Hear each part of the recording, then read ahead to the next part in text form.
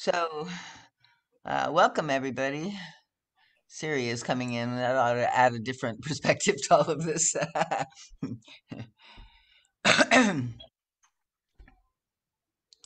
Who's that? Siri, I don't know if you know her. Dick, she graduated this year. I Hello, should say, Siri. hi, they graduated this year. Um, hey there, Siri. So good to be here. Hey, everyone. Mhm. So I realize this will be a much more interesting lecture discussion with you here on this. So. Help us remember to, use the correct pronouns and stuff, but welcome. So,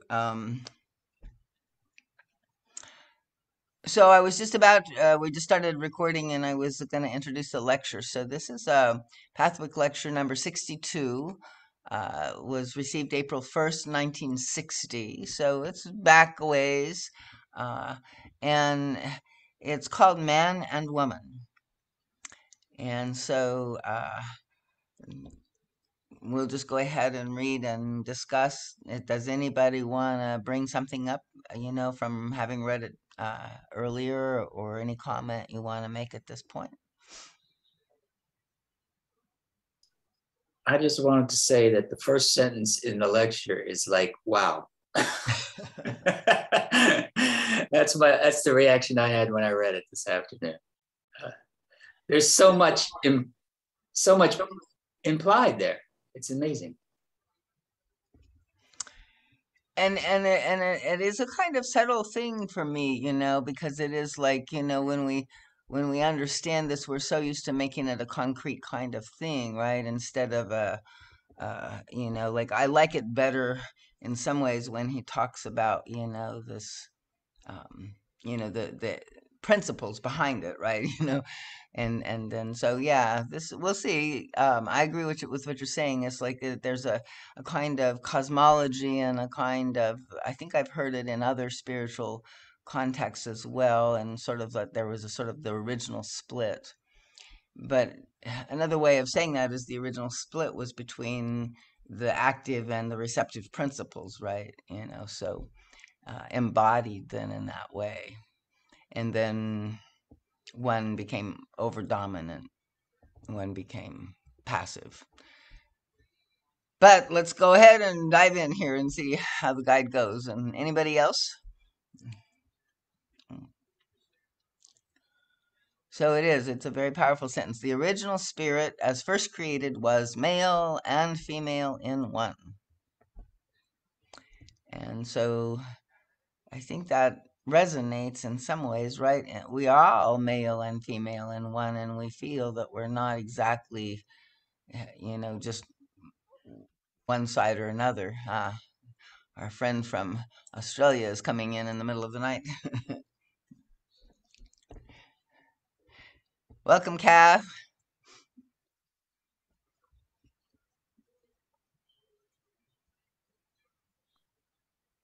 Hey, welcome, Kath.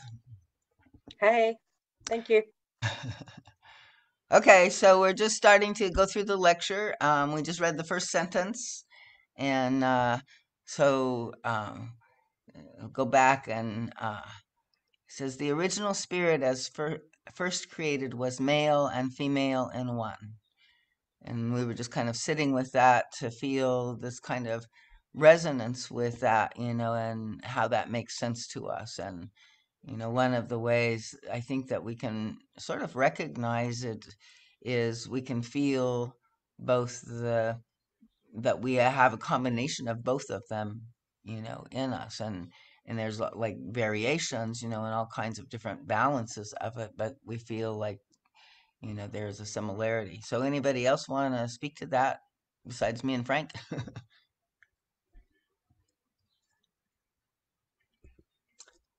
So when the development of all the fallen beings will have been completed, male and female shall be one again. The lower the development of the entities that have involved in the fall, the more the original being is now split into a greater number of separate parts. the development of humanity has reached a stage where the split is twofold. It manifests in the existence of the two sexes, man and woman. The aim of development is to find the way back into the original unity or oneness. On the earth plane, one particular aspect of development is union between man and woman. So then he goes, let's pause here, and see if we can, before we kind of go into the physical level of it, take a look at what he's saying here. Is there any comments on that?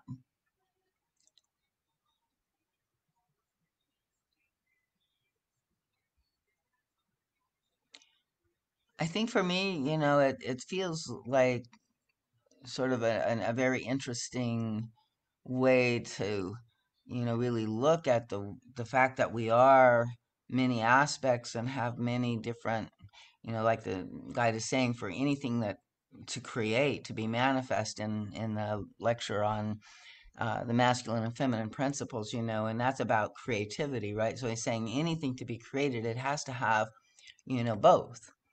And so, in some way, I think that we are in this stage now, even maybe now, with more awareness of, all of the gender identity and kind of like ways that we put these things in boxes and say that, you're one or the other. And we're beginning to, really realize that there's this whole process of, many, but the many are all one in a sense, right? And so um, I think that there is a way that even in this current, study that our culture seems to be going through, that there's, some attempt here again to reconnect with that original unity or oneness.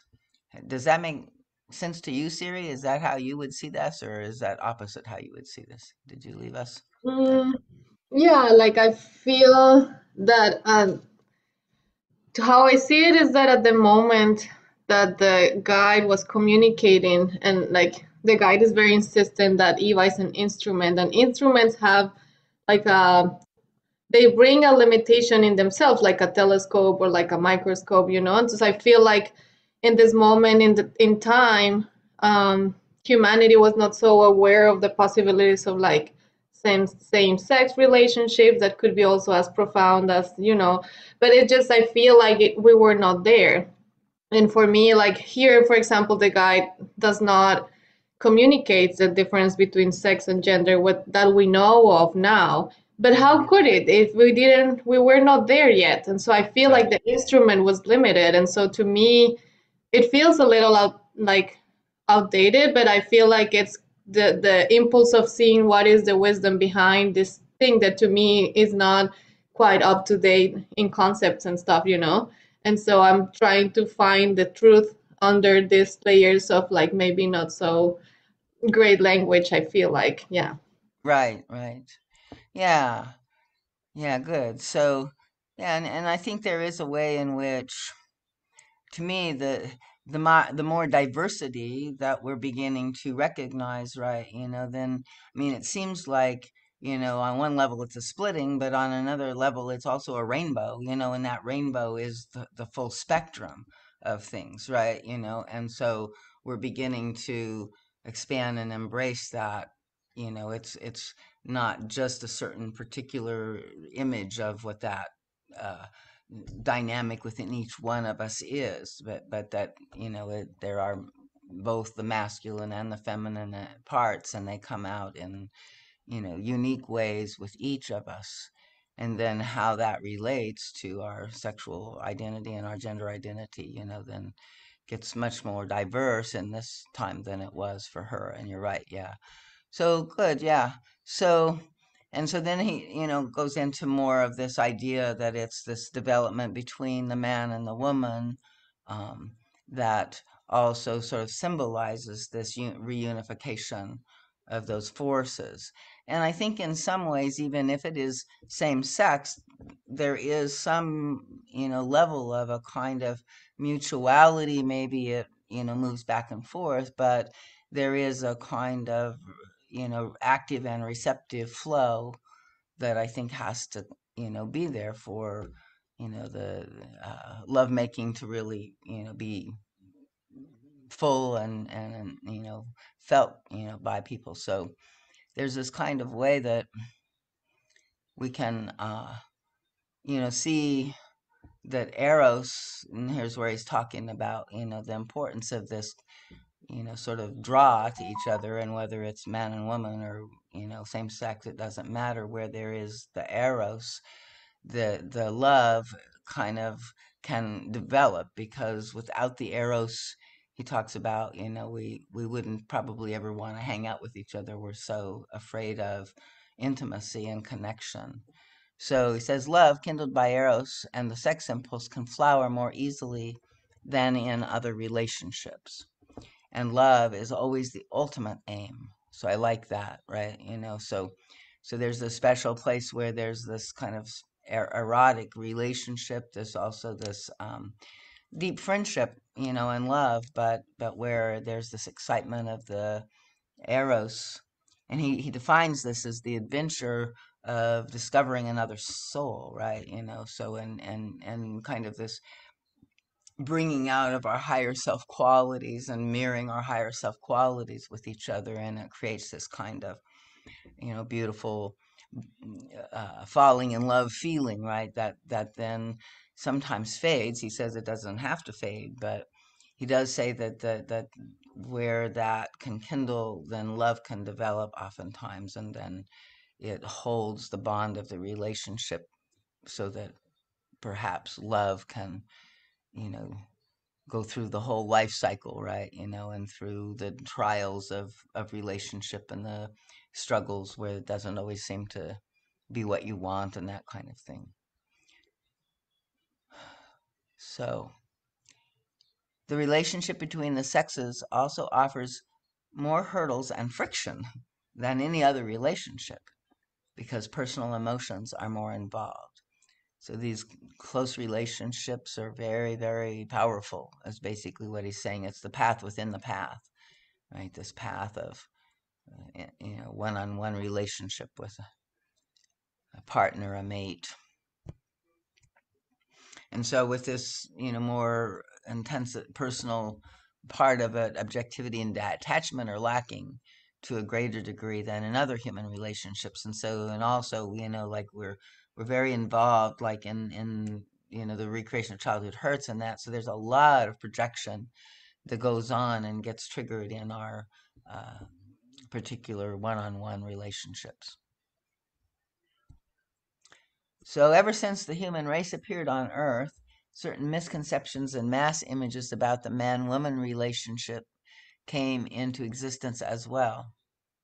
Superficially, there seems to be a great difference between man and woman. However, in reality, the difference is not half as great as you think, for each man carries inside his soul the female side of his nature as each woman carries the male side of hers. And it is as though they each contain within themselves a facsimile or imprint of their other halves living somewhere in the universe.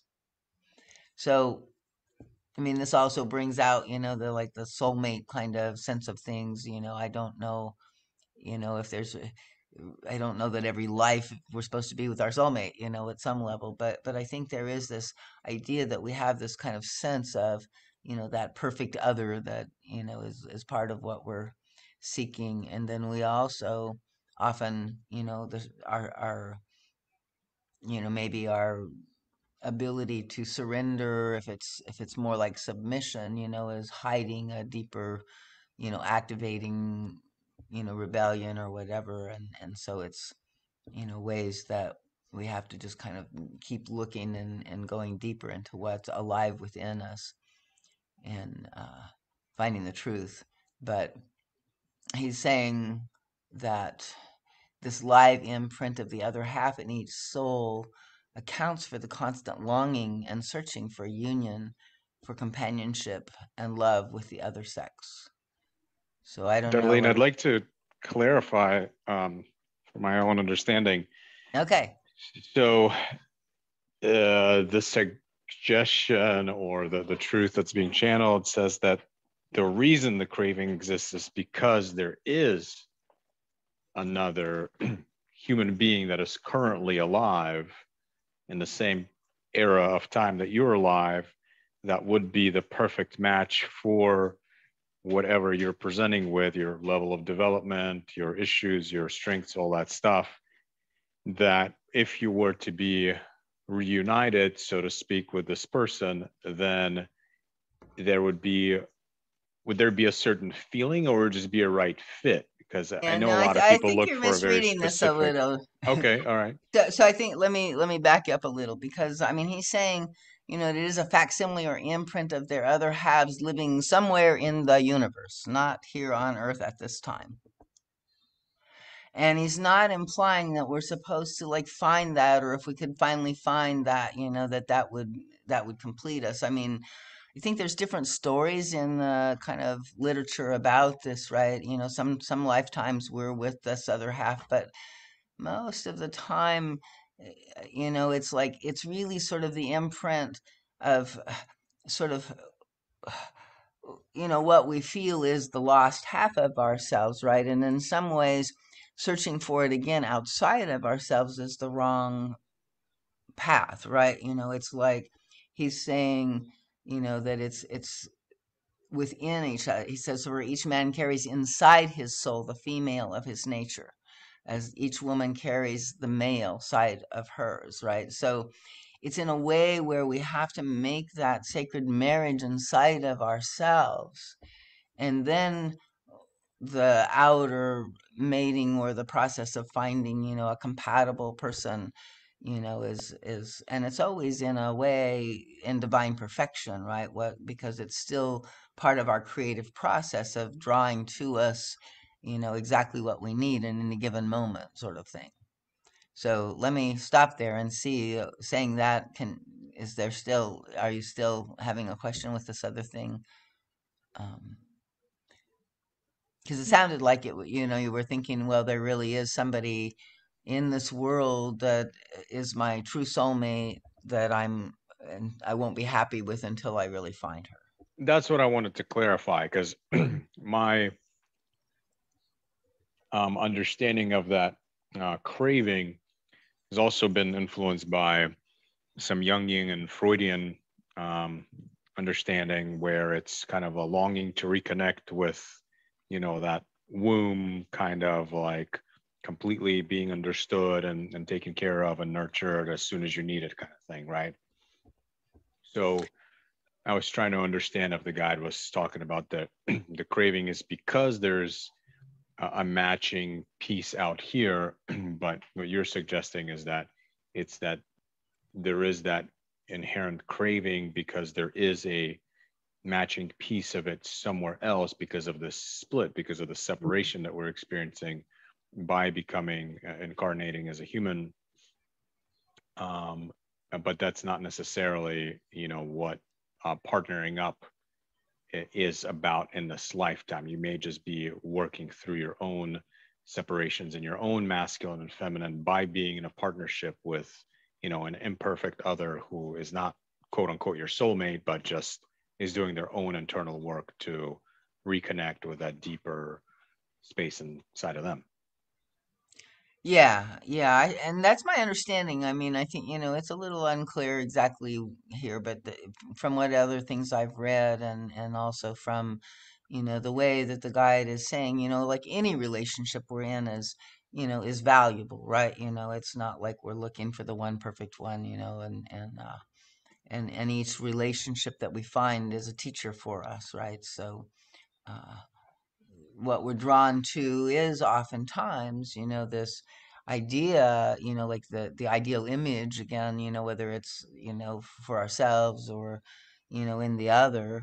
And then I think there are real dependency needs as, children of the earth, of children of the universe. I mean, it's a vast place and we kind of are clueless, right? And so, like, we do, I think, need to, have a kind of, someone to turn to. But I wouldn't say that would be our mate. It's kind of like at this point, it needs to become that relationship with the divine within us or around us, or, that sense of something bigger, and then to cultivate that relationship, right? And begin having some faith that it exists through the, kind of connection with it. So, we are, looking for perfection, or for, that really loving feeling of being held, both within ourselves. We want to give it to ourselves. And then we want to kind of feel like our lives, like the mother, the divine mother, which is often the earth mother, mother nature, the flow of time, is also sort of, I don't know, embracing us in some way. Or we have, the support or the courage or some aspect of the divine father that we can lean into and take heart and do the difficult things sometimes that we have to do. So I think those are good to have, but again, not in our in the sort of bringing together of this unification. Uh, Darlene, I wondered about when I read this, about, how, and I guess, Jacob, I don't know if this is what you're thinking about, but, that, that the animus within the woman and the anima within the man, and how that's something that we will often see in another person outside of us, and we recognize it, and we desire it, and we yearn for it, because it's actually part of us inside. And, if we can see that, that is just mirroring something back to us of what's inside us, that we can make that deeper connection with that. For example, for a woman, a masculine part, or a man, and how that, from what I understand of it, that there's different stages of that, as well as we know more of ourselves and we're different times of our life, that's going to show up in different ways, different qualities, and that kind of thing. So for me, when I read that part, I sort of went, oh, that's not unlike this other thing, yeah. yeah, exactly.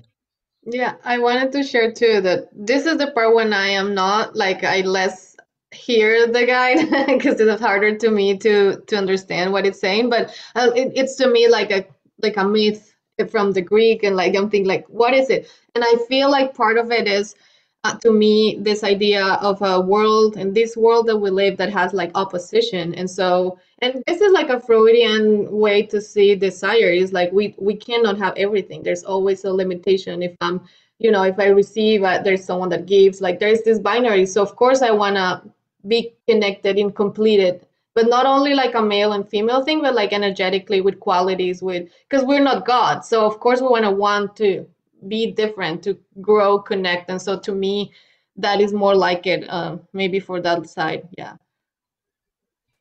Exactly. Yeah, I think what you're saying, and I agree, is kind of a bigger thing than just these two principles. In a way, it's a larger part of integrating everything, and or being part of it, the whole. So yeah, so the live imprint of the other half in each soul accounts for this longing. So I think I read that part. It is also the origin of the sex drive as such. This live imprint of one's other half also accounts for supposed male trends in the female and supposed female trends in the male. Um, the more flexible this disc is, the more these opposite trends manifest. And so, it's like it's good. It's, I think, again, we're not trying to be rigid in only one way, so the more rigid, the less they manifest. And this does not mean that these trends do not exist. The healthier a soul is, and the less influenced by mass images in this respect, the more its opposite qualities will unfold in a healthy and constructive way, harmonizing rather than conflicting with the accepted typical trends of the sex in question. Right? And I think in some ways that's what we're all doing, and we are all kinds of different, aspects. I mean, what is the man, the one, so, but it's like the harmonizing and blending of all of our different, qualities and aspects, instead of having them conflicting, one voice saying, be tough, and the other voice saying, no, but I'm, that's too mean, right? That's where we have a split inside, and we have these conflicting aspects trying to variously control us, and it's all the defense again. So when it's like that, we're just shaking and balancing, like kind of shifting back and forth in this kind of polarized way. So one of the most stubbornly maintained mass images is about manliness and womanliness. A man is supposed to be strong, a woman weak. A man is supposed to be intellectual and creative. A woman is supposed to be less intelligent and more emotional than a man. A man is not supposed to be intuitive and sensitive, while a woman is. A man is supposed to be active, a woman passive. These concepts and many more variations of them have existed from the beginning of humanity.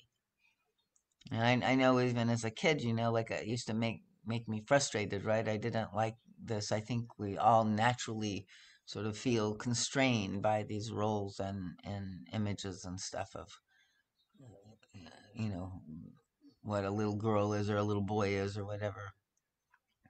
Does I get the anybody have? impression, Darlene, I get the impression that that's not happening as much in adult experiences as the guide maybe is pointing to. So I don't know if this is just that we kind of evolved, or maybe I'm just hanging out with more insightful people. But when I talk to teenagers, or I think back to my own time of my life, there was certainly that kind of a denser, masky kind of misunderstanding and acting more macho or whatever, and suppressing feelings.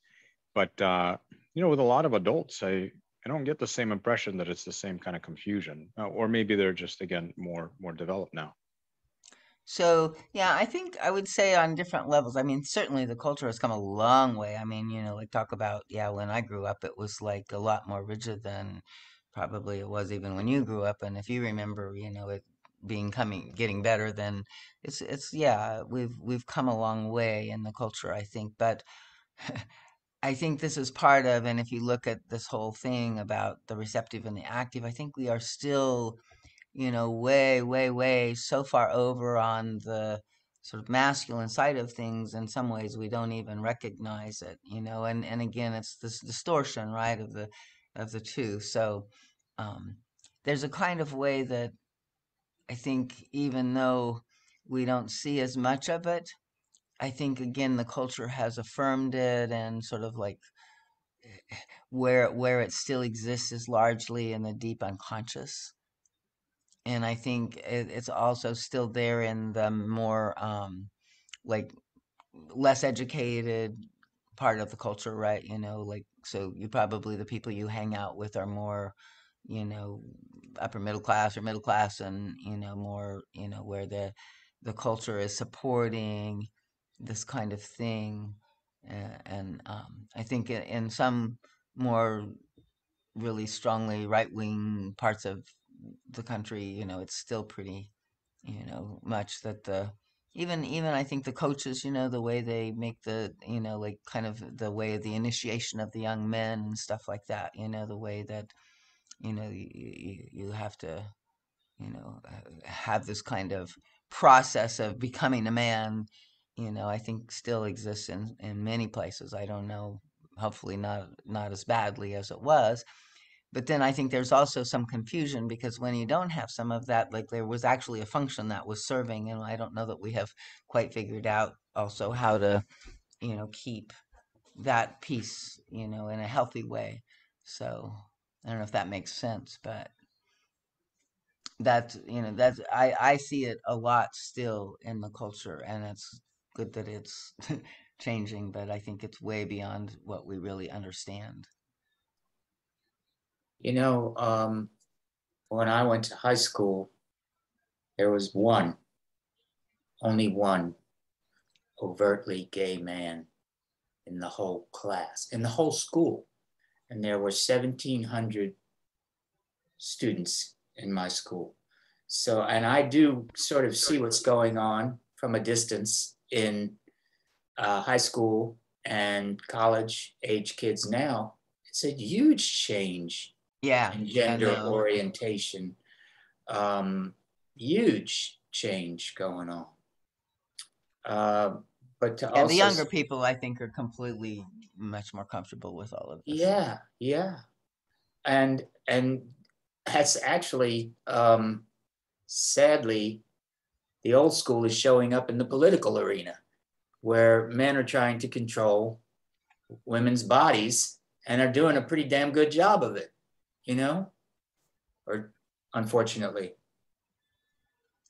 Yeah, it is. It's like, very, uh, Look what's there's a going on lot in of the old Texas. patriarchy kind of rearing its head, and hopefully maybe in its last last ditch efforts. But again, I think I want to just remind, it's like even in the rebellion and the guide, and there's another one of the lectures I was reading that was kind of similar, and he talks about, maybe it's in this one where, yeah, I think it might be in this one where, sort of the emancipation of the woman, right? Like happened through a kind of rebellion, right? And so then in that way, it's still really not complete, because when we're doing it out of the rebellion, we're still not in our own inner authority, right? And so there's this kind of other piece to all of that, what's developed. And I think in some ways there still is, even in this, transgender and very, all of the younger people, right?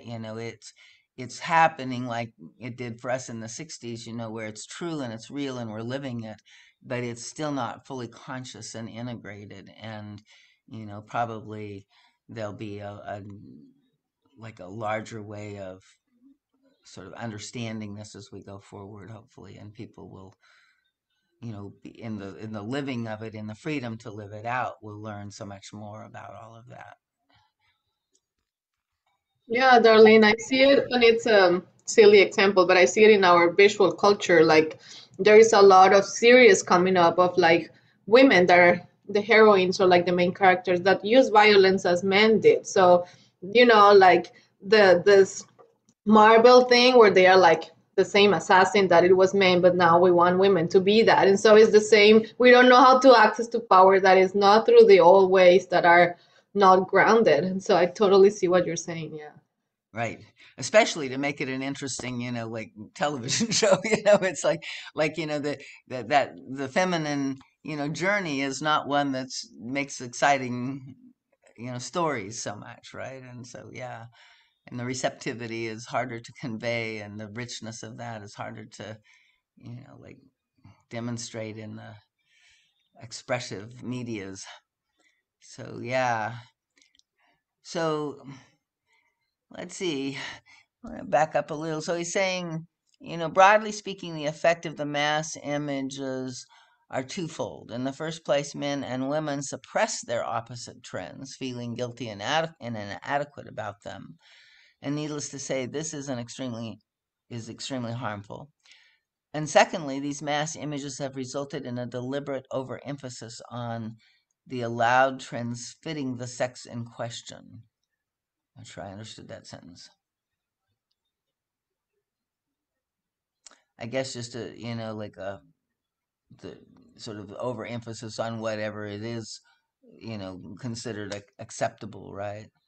And for centuries and centuries, man has developed and nursed his physical prowess and his intellectual capacity, his active side, and at the same time, he has deliberately suppressed and discouraged the unfoldment of his emotional and intuitive nature. With women, it was the reverse. The effect was and is very unfortunate for humanity as a whole.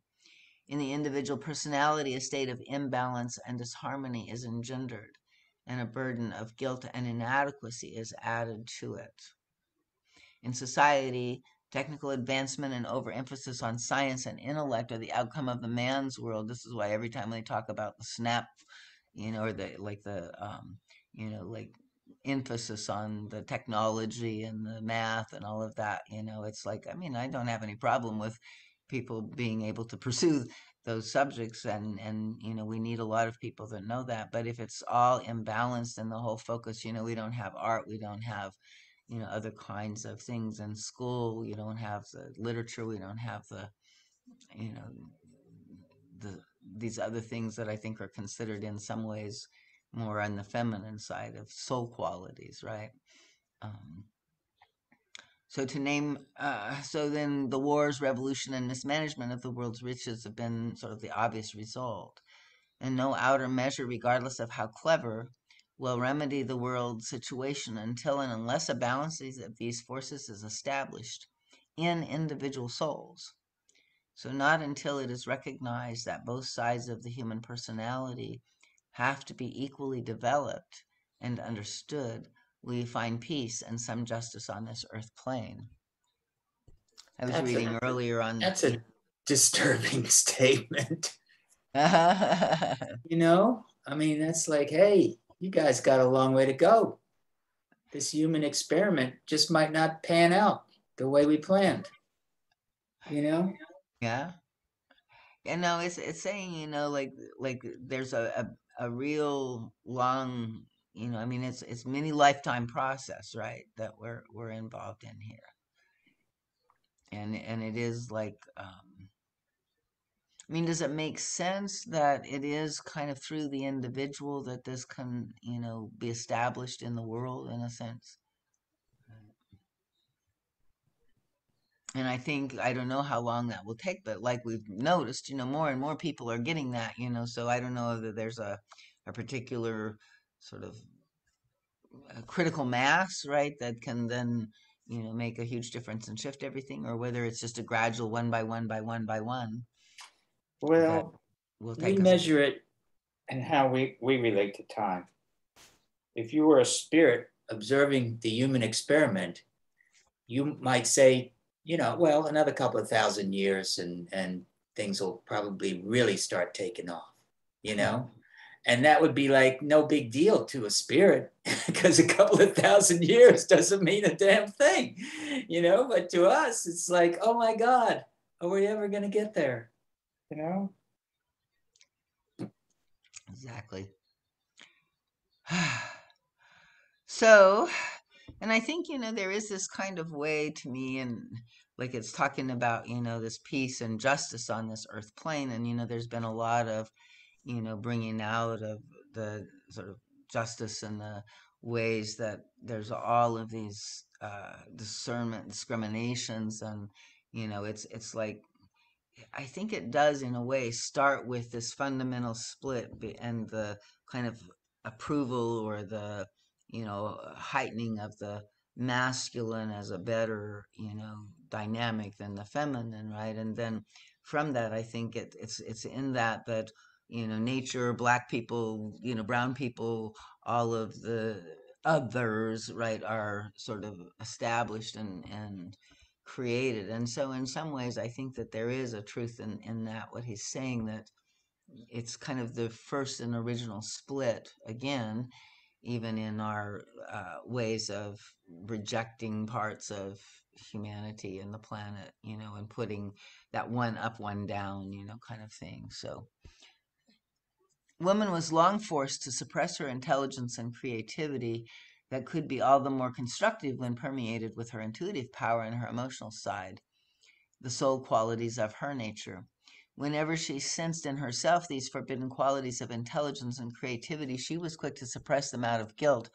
I remember hearing stories of that. I mean, by the time I was young, I think there was enough of a sense of equality in my family, particularly. I came from a long line of pretty, strong women, and my father was also very supportive and a kind of a feminist even before feminism, existed. So I felt, well supported in that. But I do know, that people did feel, scared and guilty, if it was like a bad thing to have intelligence or creativity, and it's even worse to express it.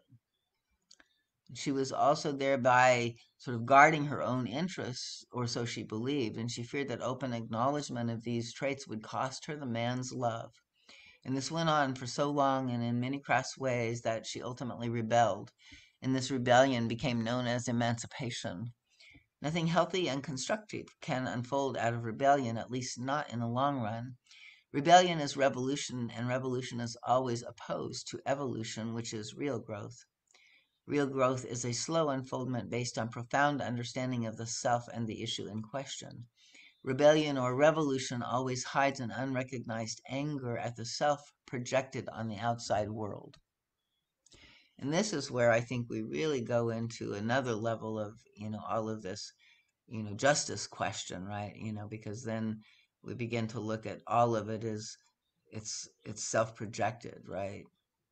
And all of the discrimination that we've experienced in the world, is maybe the result also of our own, you know, inner understanding and dynamic, right? Somehow that's what life is configuring around and reflecting, is according to most of the lectures that the guide, really talks about, like that we're impressing what he calls soul substance, and it is, literally a mirror of our own inner belief structure, our own inner negative intentionality, our own inner limitation, and that's, part of what we're trying to also embrace and understand, that it's, like, while it seems to be happening out there or to us from outside of us, that it really is a larger story.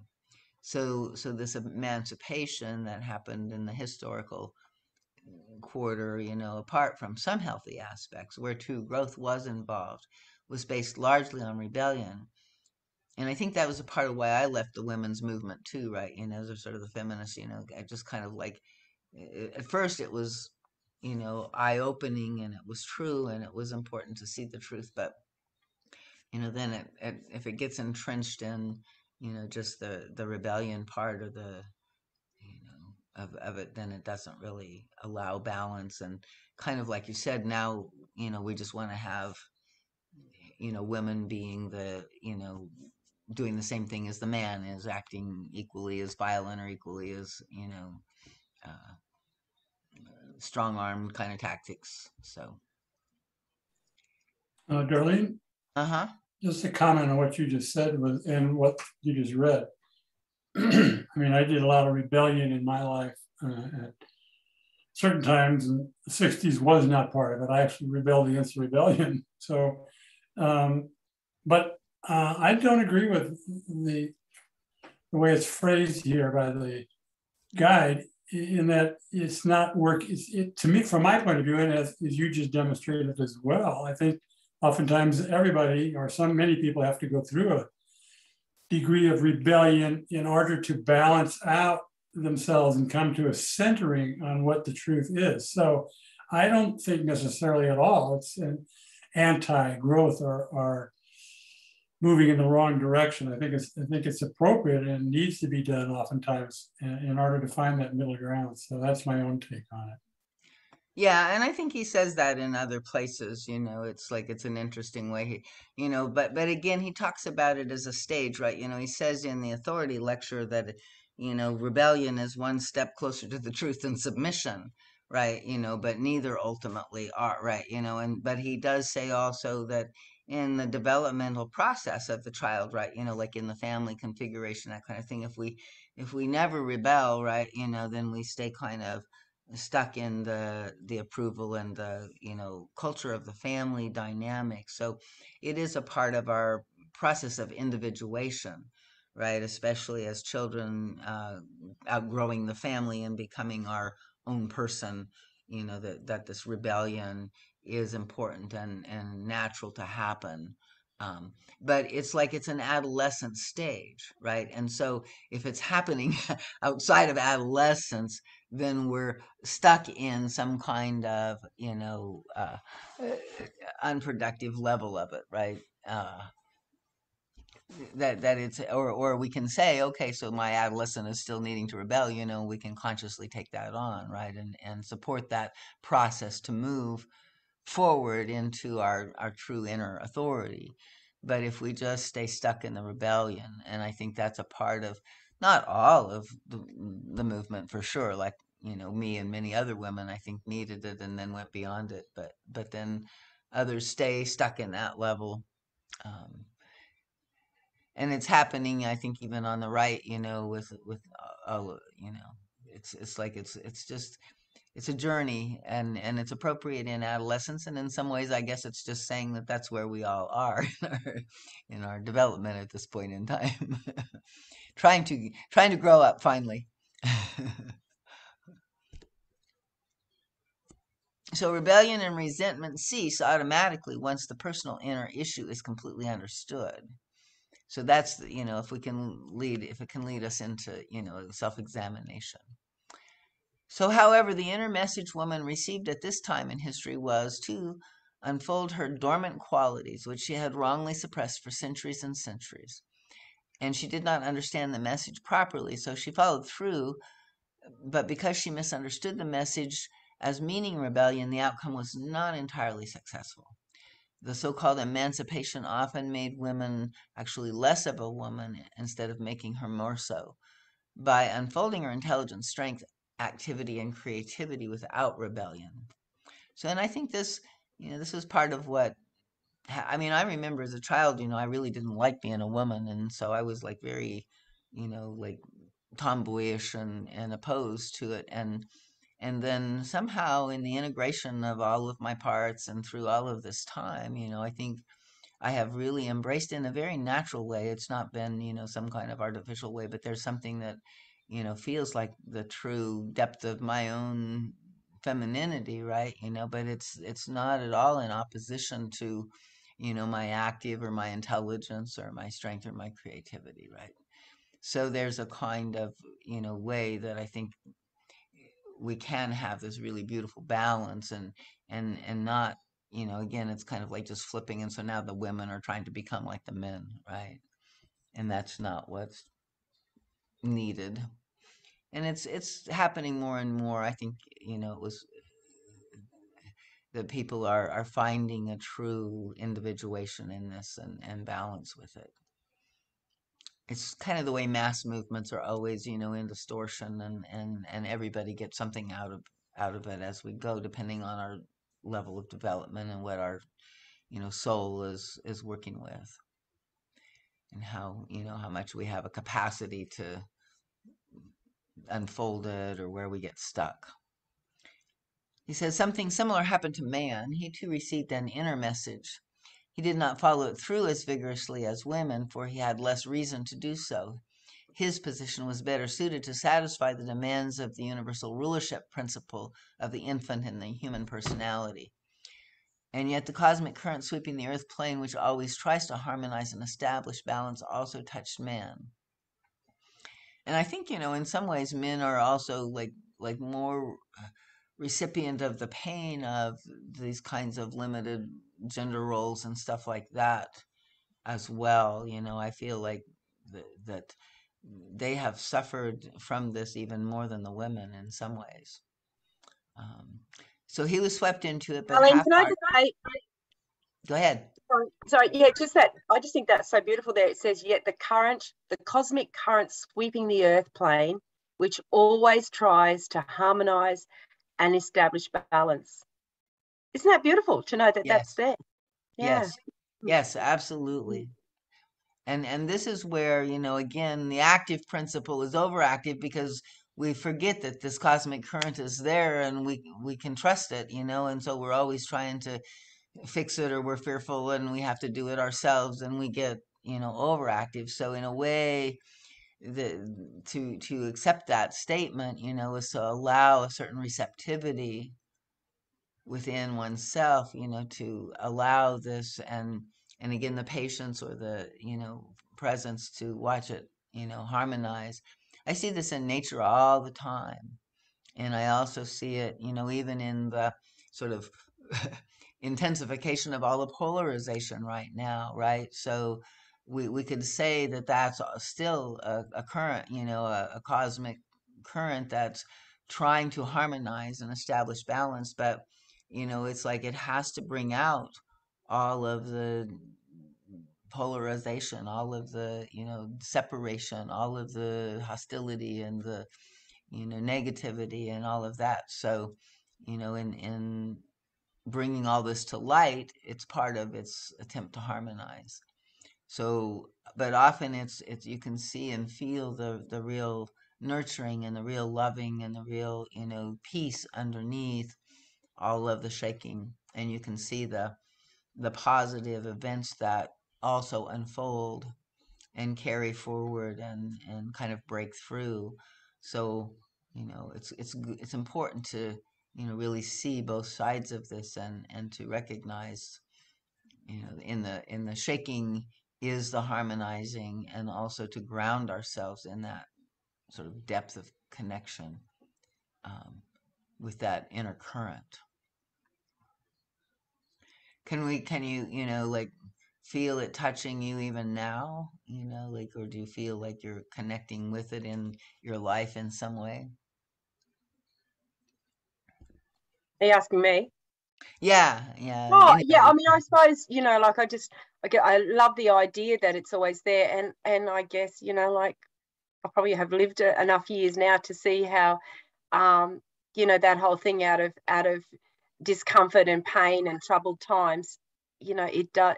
There is that something's always just well, I mean, it's a rule of nature, isn't it? That everything wants to come back to equilibrium. Everything wants to come back into balance, and I guess I just loved it how she sort of put it there like that. Exactly. And the other thing I was thinking about with this, when I re-listened to this lecture again last night, was that how we try and understand it, like we're all here now, we're thinking about it, we're really trying to use our head to understand it, but I wonder with this lecture whether there's another part of us that we need to try and listen with, to really perceive what she was talking about. I don't know. That was just what I felt last night when I was listening to it again.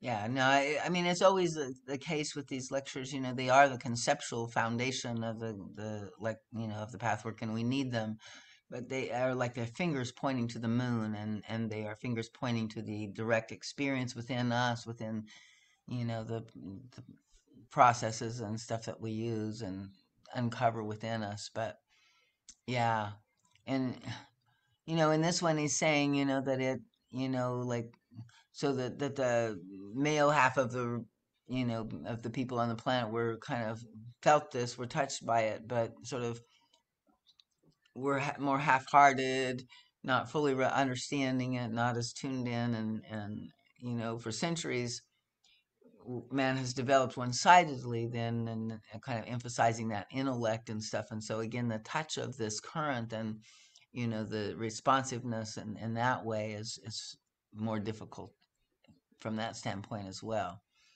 So, and then thwarting the emotional intuitive nature, right? And that's kind of what is going to respond and read the flows of the current.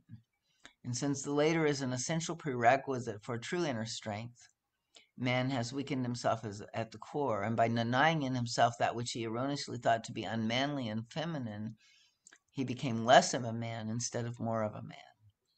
And you can observe this today in many ways. And this is, I think, we can see, like what an initiated male looks like, and he is the kind of archetype of the generative king, right? And that he has softness and giving and compassion and caring, and is not just the boss, right? Not just the strong one in the typical masculine ways. So they are precious, the sort of evolved masculine in our culture. It's quite true that men and women are moving in the right direction, the direction of harmonization, of unfolding the hidden and therefore forbidden side in each. But this aim is mostly unclear and only vaguely felt and even less understood. In woman, it often serves to encourage her aggression and hostility, and in man, his weakness and dependence.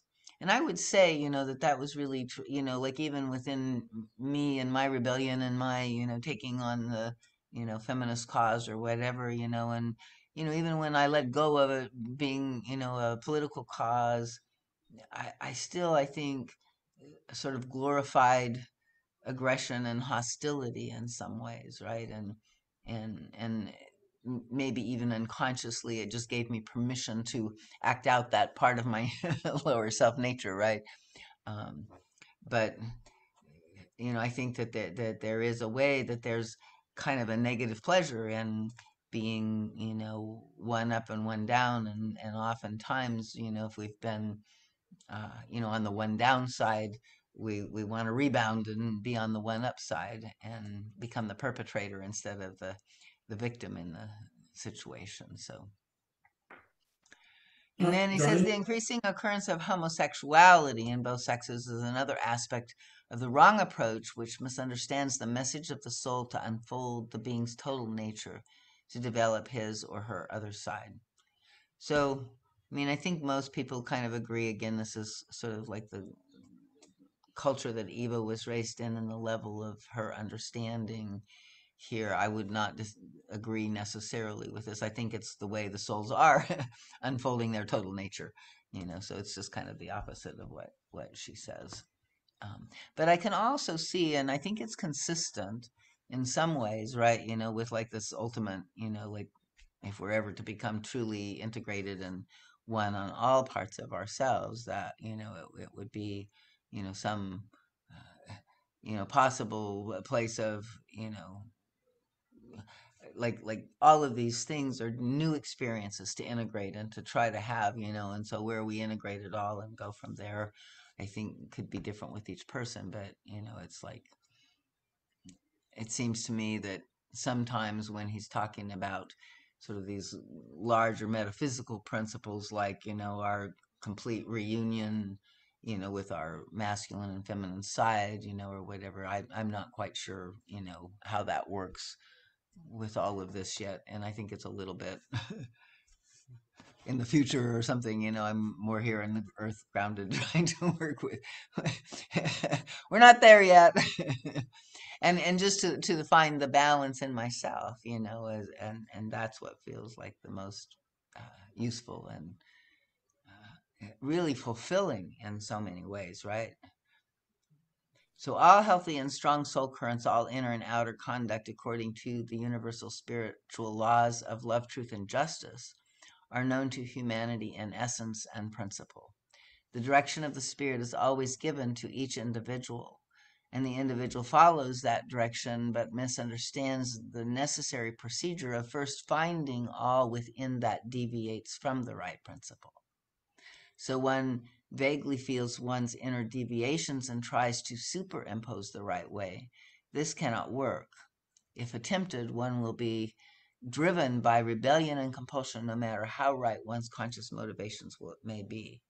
So this feels so important in some ways. Like, we often try to, make ourselves do these things, and then we just end up rebelling against ourselves in that. So, and to listen, and just follow. I think one of the nicest things that I've discovered is, like, I don't have to worry about it. I can just, like, be in the moment and see what's arising and become aware of where my negative intention is, where my resistance is, and just in that, I don't have to try to make myself, again, this overactive principle, to be better. I just need to, really deeply choose it.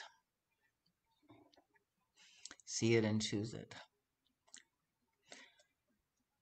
So it's true that aggression and hostile strength and activity in a woman will diminish her womanhood, but so does the suppression of her healthy strength, of her activity, and of her true creative powers.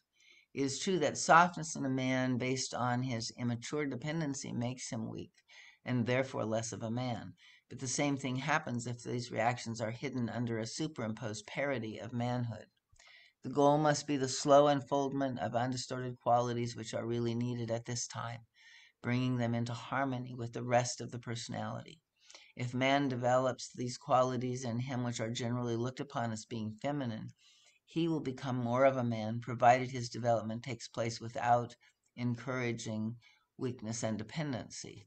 If woman develops those qualities in her which are generally looked upon as being masculine, she will become more of a woman, provided she does not use aggression, hostility, and rebellion as the supposedly male qualities she wants to further.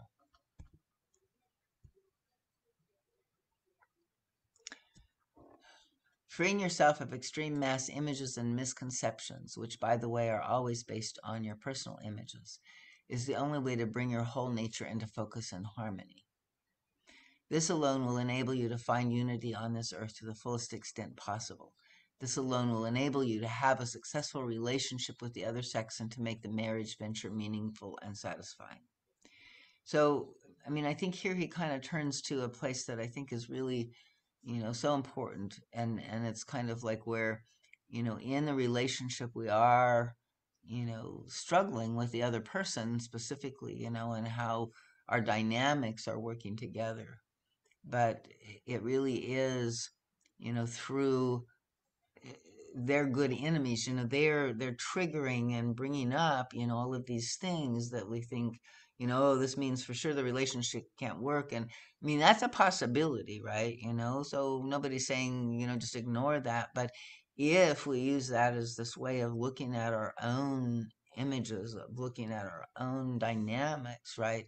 That is how we will clarify whether the person is, capable of, you know, evolving with us, right? And is just acting really as a good enemy, bouncing off of our own stuff, helping us to see, or whether that's something that they are entrenched in, and then, after we are no longer triggered by or in defense around it, we still can have a discernment, of whether this is something that we would choose to, remain in relationship with. But until we can get the clarity, and there's always this way that we're, being triggered in our own material by the other person, and especially, like he says, in these these special relationships that we have with, the one person.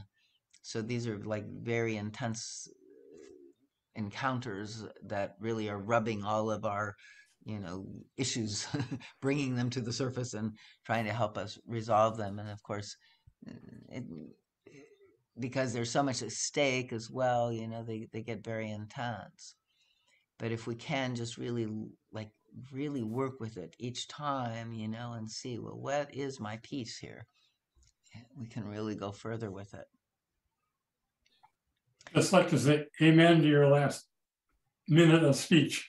It was really right on from my experience too. It's taken me a lot of years to really dive in deeply to see where my issue, what's my immaturity, what's my programming that's in the way. And I always wanted to blame the other, so I did.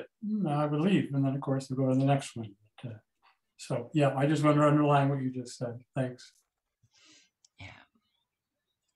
So it's no wonder that marriage is such a difficult venture and is often only half successful. In truth, you cannot find union if each partner not only continues to develop one-sidedly, but encourages this in the other as well. Nor can you if the side that should be brought out and developed harmoniously is used as a weapon. Whether this weapon serves to cover either weakness and dependency in the man or rebellion and aggressiveness in the woman, the two partners cannot truly meet. It is not true that man is active and that woman is passive by nature, but both manifest different aspects of activity and passivity. The woman's activity should enliven and make vibrant her passivity in the true and good sense. Her activity will prevent her passivity from becoming stagnant or stale, will keep it fluid, flowing, in perpetual movement, as all truly spiritual qualities must be. Man's active current should bring his passivity to the fore, preventing the active current from becoming too aggressive, rounding and mellowing it, taking the edges off of it, and slowing down the abrupt and too quick motion of the overactive current. From an overall view, the same thing happens to both men and women, only in each case the opposite side is turned inside out, so to speak. The same holds true of other supposedly male and female aspects. I will touch upon this only briefly to give you some food for thought and to urge you to continue these deliberations by yourself. Without the soul qualities of love, kindness, and intuition that open the road to understanding, intelligence and reason are as nothing and will bring no really constructive results in any area whatsoever. On the other hand, love, kindness, and intuition, if not kindled by discrimination, which is the result of reason and intelligence, will easily be lost in wrong channels and finally become destructive, even self-destructive. One without the other will always result in an unhealthy exaggeration, in a stalemate, in something harmful. Only both together make a harmonious whole in the individual entity, and then ready to join another individual in an ideal union. As humanity stands today in its overall development, the venture of marriage is a very difficult one. This is due in part to the conditions I have discussed and also to the individual's personal inner conflicts. It will take hundreds and hundreds of years before humanity will have reached the point where most marriages will be truly successful. Nevertheless, there is all the more reason for trying marriage now and making the best of it, and for learning from it, for there is so much in marriage. Union cannot and should not be forced. A conscious desire should not be enforced because of my words, while unconscious fears and blocks are still unrecognized and unresolved. Forcing will not bring a happy solution. But in your self-development, wherever you stand in this respect, you can investigate your particular difficulties and try to keep in mind how the influence of these general misconceptions and mass images sustain and strengthen your personal images and wrong conclusions. Many wrong conclusions are also partly derived from mass images firmly engraved in many an individual personality. Take the mass image that love is weakening and dangerous. Such an unconscious concept will affect marriage more adversely than any other human relationship. So he kind of concludes here, talking about this in the broadest ways, and then opens up to some really good, I think, question and answer sessions. So I'd like to go ahead and, continue reading through there. So the question is, could you elaborate on what exactly is meant by union? Just what does it entail? And the answer, the concept of union can be discussed on two levels as far as our subject is concerned. I do not speak now of union with God. In the highest sense, union is the melting and fusing together of two beings who were split. It occurs when two beings become one entity again. So I want to even say, inside of myself, I would say union occurred between the split of my, idealized self-image and my, fucked up child, right? So those were two entities inside of me that were not unified at one time. And then in the process of the work, right, that split has been healed. And so I don't have, the conflict in that way. So it can be within us and can be, with each other, and it can be ultimately with God. So on this earth sphere, union between a man and a woman strives for the same end and attempts to achieve it to some degree inwardly. That end, I guess, being the two beings becoming one entity again. But all the layers of ignorance and fear soon erect a separating wall again. And the aim of development as such is to destroy these separating walls. So, we come together, there's that moment of eros, everything seems wonderful, we really appreciate and see the other's higher self and their higher self qualities. But then there also is kind of the end of the honeymoon, and when we have to, show, can you stand to be with me when I show my worst qualities, right? And so there's a testing often in the relationship after the honeymoon period, right, or the eros period, and so we have to, see if we can, find this,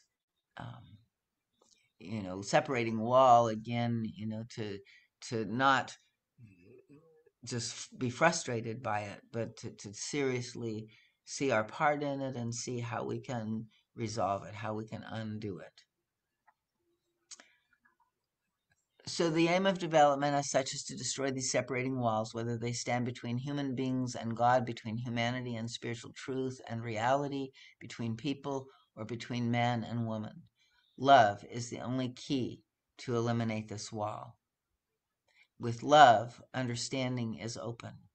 With understanding, oneness or union can be achieved. But love cannot be forced. Love can only be gained by removing all blocks and errors in the human soul. Ego, importance, and preoccupation are directly opposed to love. But before the little ego can be removed, it has to be recognized in all its facets, and it has to be allowed to come to the surface. And I think ultimately it's not removed again, it's integrated, right? Then and then only can the true personality evolve, which no longer needs what the little ego seemed to need. Then love can truly unfold and bring about union. So anybody want to comment on that at all?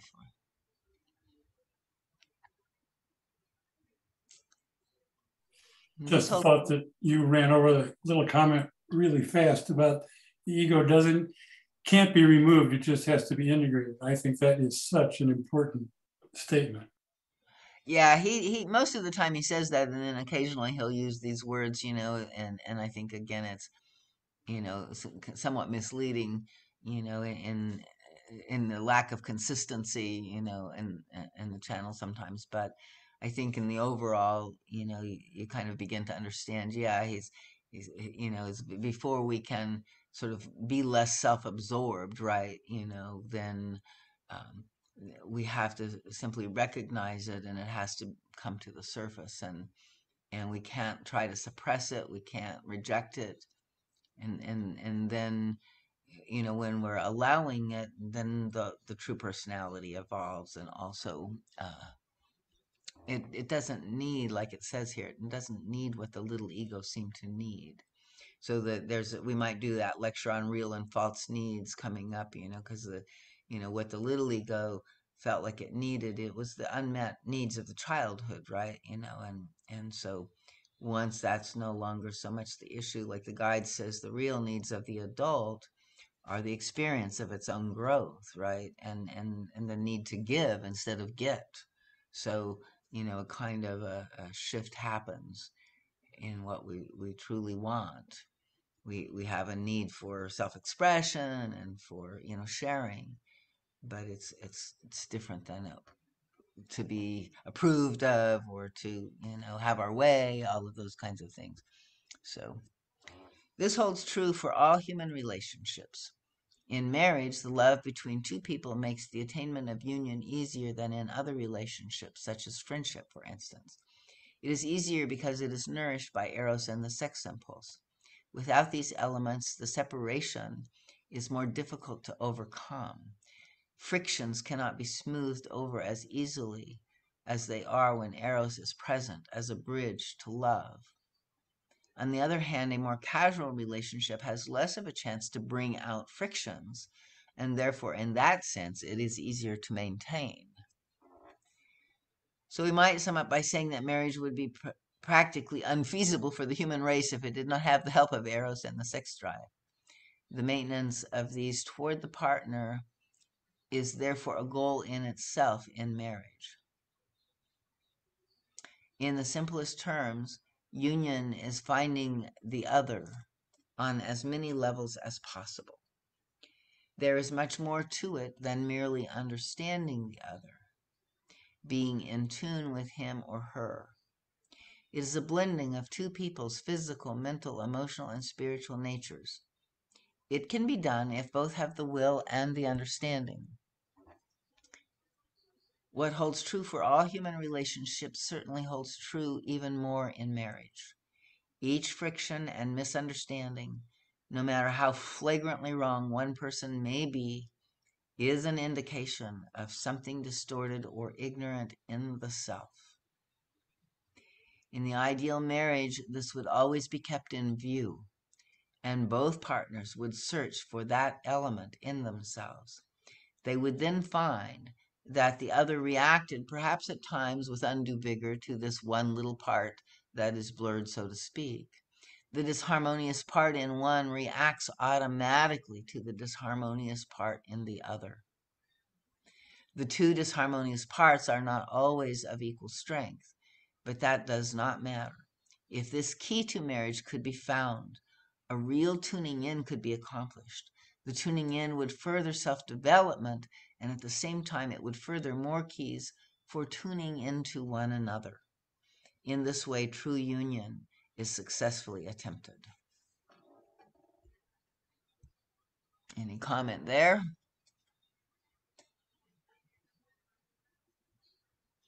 So this question says, a few of us discussed why it is so difficult for men to communicate when there is an emotional problem between two partners. Women try to talk it over and men evade it. That may not always be, that's a little bit of a generalization there, but to some degree that's probably true. So in that, is that the shame of the emotional side? And then the answer, yes, that is one reason. It is certainly connected with that. Man shies away from emotions. He is afraid of them, partly due to the rather frequent misconception I mentioned before, namely that emotions are dangerous, and if one cannot avoid them, one must somehow keep them a secret, at least when they produce negative results. Misunderstandings are negative results, and therefore they remind man of his wrong conclusion that emotions must be hidden. They are also due to mass images which claim that it is beneath a man's dignity to enter into intellectual discussions with a woman who is supposed to be his inferior. He might discuss a neutral topic, but when personal guilts and inadequacies enter into the picture, which is inevitable in disagreements or quarrels, man is afraid he may not be able to cope with the woman and thereby fears he will jeopardize his masculinity. Since it is women's nature to dwell on emotional subjects, on anything personal, she is prepared, conditioned, and often better versed in this respect than the man. Thus, man is afraid of losing. It appears to him that he is not only loses the argument, but also a part of his masculine dignity. Just because he has neglected to strengthen his emotional nature, he is afraid and guilty of the weakness he senses in himself. On the other hand, the woman may suppress and hide her aggression, hostility, and resentment for the man behind a facade of a reasonable discussion, the conscious aim of which is supposed to straighten out disagreements. And yet it is very possible that the positive motive exists to a stronger degree than the negative one mentioned here, but even, the negative one will suffice to affect the corresponding subconscious layer of the man. So that's a difficult sentence, but I think, he's saying, like, if there's a little bit, like, we're in a mask, right, and deep down we're really fighting, or we're really bitching, or we're really complaining, or we're really doing, instead of having a reasonable disagreement, like we want to try to pretend like we're just trying to get the man to talk to us, right? But deep down inside, we want to prove we're right, or we want to, so there's this kind of way that we have to recognize that it is the unconscious in us that is triggering the unconscious. And so if we're trying to communicate, both either man or woman, and we're not getting the result that we would want, or we're not feeling like we're reaching, the guide is saying, really look at oneself, right? To see where there might even be some subconscious energies that are interfering, right? Getting in the mix. Our own frustration, our own impatience, our own, judgment in some way might be coming in play, even though we're sort of doing our best to be reasonable, or kind, or all of that. So we are always keyed in by what's really going on in the deeper levels of ourselves, and the mask is, we can read below that, and we always do in those situations. So, since this kind of discussion is almost a hindrance to union, so this discussion, like, sort of trying to, I guess, argue, I guess, or, try to see, let's see, I'm not sure what type of discussion they're saying. Could you please help us show how? Well, anyway, so yeah, it does seem like whenever we try to have a discussion with our mates, right, it seems to always kind of blow up, or it seems always to get dicey, or, so he says, give us help to how we should go about it. So the guide's answer: do not force it. The way you can go about it is not by convincing the other. Development and solution of problems can rarely happen that way, but rather by searching in yourselves for that which attracts a negative response. On this path, you have had such experiences already, even though the obvious wrong was on the other side, even though you never thought it possible that anything could be amiss with yourself, even though your rationalizations were most convincing and true. The more often you succeed in such recognition, the nearer you are to the solution of all your inner and outer problems. If you find your hidden emotions, you will understand why other people respond negatively to something that you were convinced did not contain anything but the purest motives. I mean, how many do we all recognize that, right? I'm just trying to speak the truth, you're getting a big reaction. So, we have to look at our side of that. If we're getting a negative reaction, there's something going on in us. So, am I to understand that a woman should show signs of weakness so as to make the man strong? I don't know where that question came from, but the guy says, no, quite the contrary. When you reread this lecture, you will see that this was not implied at all. She should show her real strength and not be afraid of it. Then she will be able to use it constructively instead of compulsively seeking to hide it or using it destructively out of inner rebellion that is not fully understood. Only in this way can she also help man to unfold his real strength. If she were to make herself weak out of diplomacy or flattery, it would be an enforced and ungenuine reaction. Nothing ungenuine and manipulative could ever be truly beneficial. It would only affect an unhealthy, superimposed, and equally ungenuine layer of the man in question.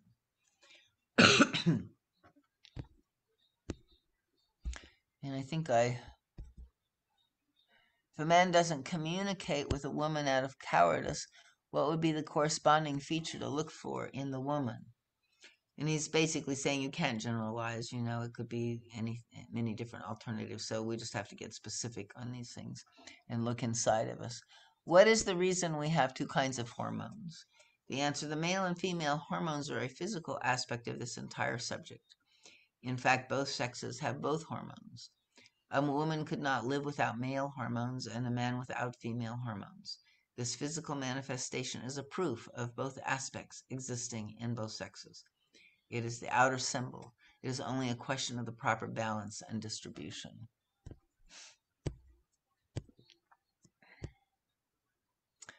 So, question, what exactly is meant by man giving spiritual birth? Answer, man in his real creative self can give birth to beautiful and constructive ideas which can become useful and workable in all realms, not only in the physical realm. Ideas and thoughts are alive. You have often heard these words expressed, but you take them as a figure of speech. In reality, the process of the birth of an idea takes place according to the same principles as physical birth. Since woman is also creative, she too can give spiritual birth, and she does. It is only the female side in an entity's nature which is capable of giving birth. In woman, the female side is mostly turned outward on the disc so that physical birth manifests. However, this does not prevent her from also giving mental and spiritual birth at other times when this face of the disc may tilt inward. Man, on the other hand, has the female birth-giving side of his nature turned inward at all times. It's impossible to find the words to explain these things, and I'm not sure exactly how to think about that, but he's closing the lecture, and he says, I retire again, my dearest ones, with blessings and love, with light and strength for each one of you, those of you who are here and you who are far away and read my words. Continue on your path and it will free you forevermore. It will liberate you from your self-inflicted prison. Be in peace and be in God. So is there any general comments or questions about some of the Q&As I thought were nice and clear and good? Only, can you hear me? Okay. Yeah. Only one comment that I think that the guide missed here, and probably because I was so influenced by it as a young person, child, is the church's influence on the male-female aspect. It was incredibly strong, and it was for me anyway, growing up Catholic. And to this day, I mean, it's definitely changing in the Catholic Church, but it's still, women cannot be priests and et cetera, et cetera. I mean, and all the other churches. And I know I used to go to Salt Lake a lot, the Mormon church, and the women has your place. It's written in the Mormon context. And it's incredible how much influence churches have on the dysfunction of this, what's the word I want? Providing more influence for the dysfunction of the relationship between men and women. I think I'm kind of surprised that the guide missed that, because for me it was just incredible, and still affects me to this day, on a very deep level. Women are either a prostitute or they're the Virgin Mary. There's nothing in between. So right. It's a crazy making thing for my influence anyway. Exactly. Yeah, I think there is and again, it is this sort of it's in the church big time. It's kind of I always enjoyed this book a long time ago that came out like at the beginning of sort of the feminist archaeological understanding of things, and it was called When God Was a Woman, and it talks about like you can see this development in the Bible, right, of this kind of establishment of the female, right, as the sort of dark side of things, right, and emotions and giving birth, like in some ways she was always the mystery, right, I guess for men and that kind of thing. But it's sort of like there is a distrust and a fear of of the feminine powers for men somehow, and so Let's even in start the with Adam garden. and Eve, actually. Right, exactly. It's in there, it's like in this book, When God Was a Woman, she talks about, like the actual message in the Garden of Eden story, right? Because when that was written, the Hebrew people were sort of in their new land, and they were sort of side by side with another culture that basically had predominant goddess worship, right? And so there was this kind of patrilineal Hebraic culture and other cultures as well, that the lineage of title and power and status and money is handed down from the father to the firstborn son.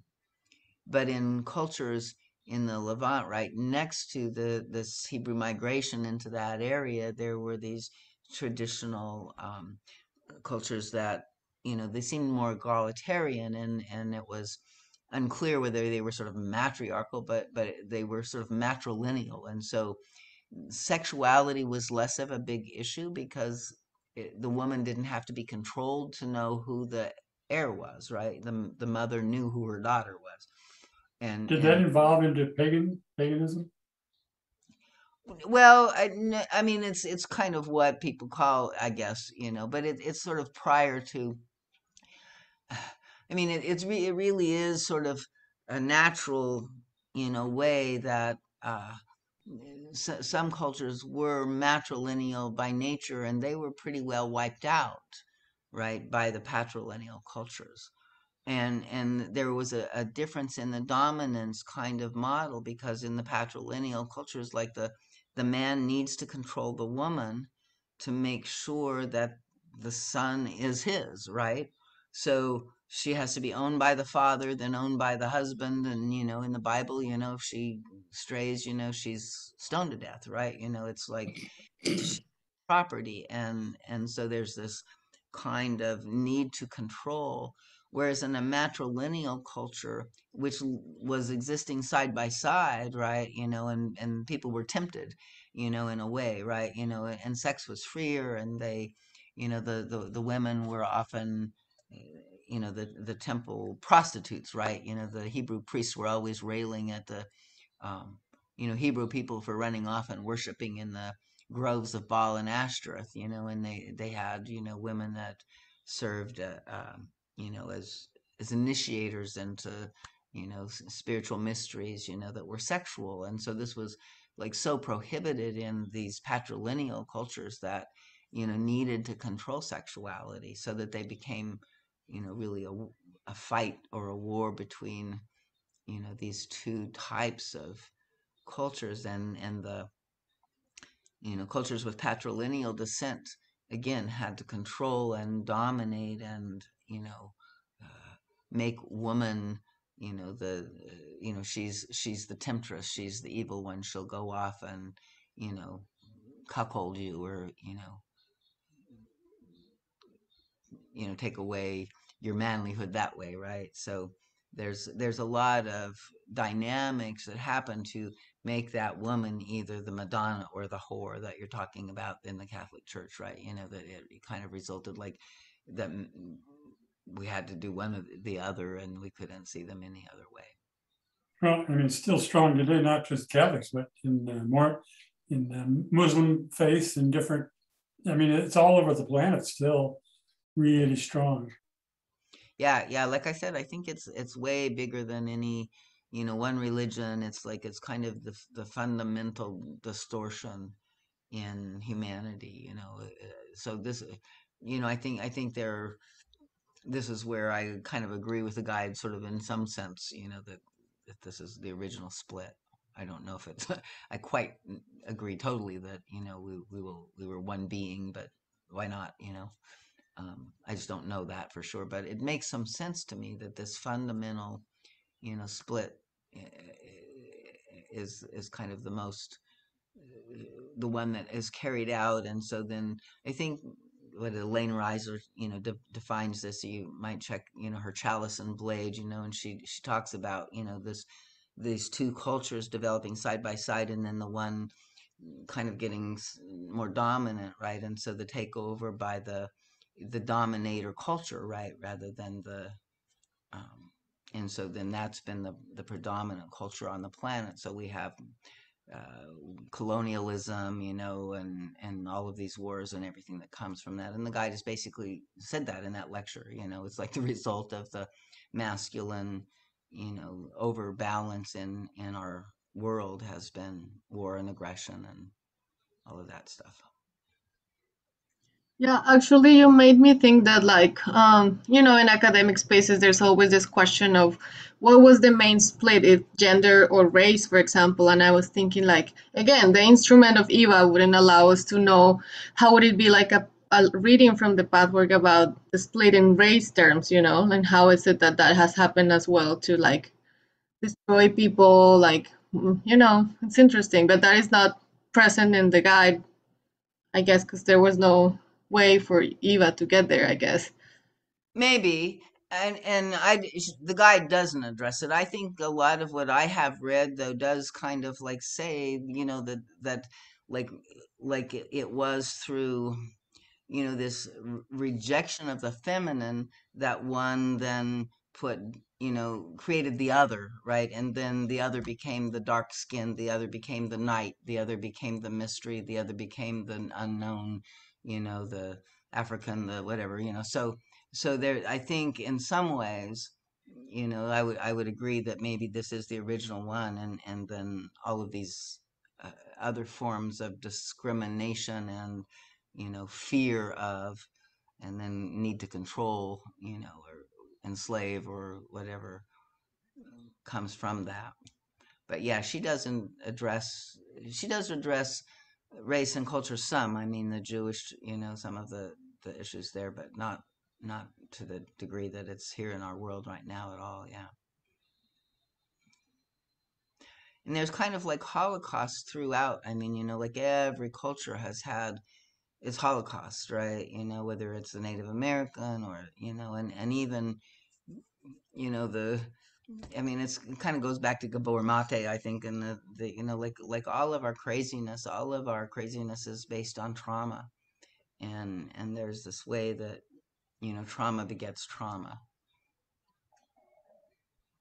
And so there's, I think, probably a long, history of, in this dynamic of war and conquest, and like we've all been on top and we've all been on the bottom and we've all been, everywhere in between, and we're all victims and we're all perpetrators, and I think if we could kind of understand that in our larger story, I think it would help us, deal with it, in whatever particular it's manifesting in our life now.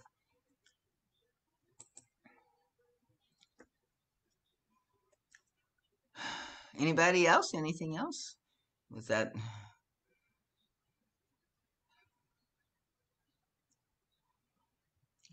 So I don't know if one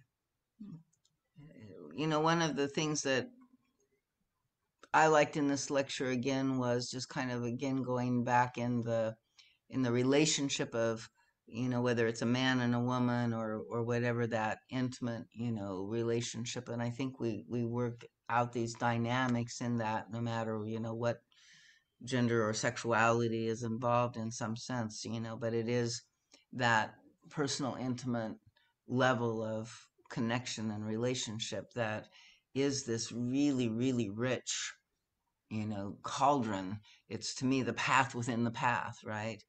and we struggle a lot, you know, and have serial relationships, or like, you know, you were saying, Dick, you know, like it doesn't work out because something's wrong with the other person, and we just kind of keep, you know, being attracted to similar types of people and stuff. So where we are in a relationship, I think the guide is just really encouraging us whenever we can, not to be feeling like we're trapped there or we have to stay, you know, but basically encouraging whatever is there present for us to really take it on and see if we can understand where our squeeze, our difficulty is in any particular relationship situation, because it's such a rich, you know, sort of presentation of where our work could be so fruitful if we take it on.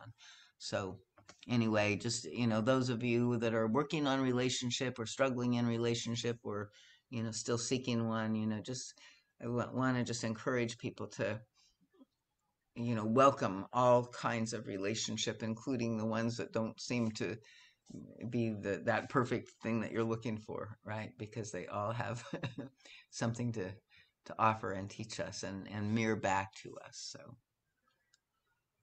okay. Thank you. It's been Everybody. great. Thank you, darling. Yeah. Good night, everyone.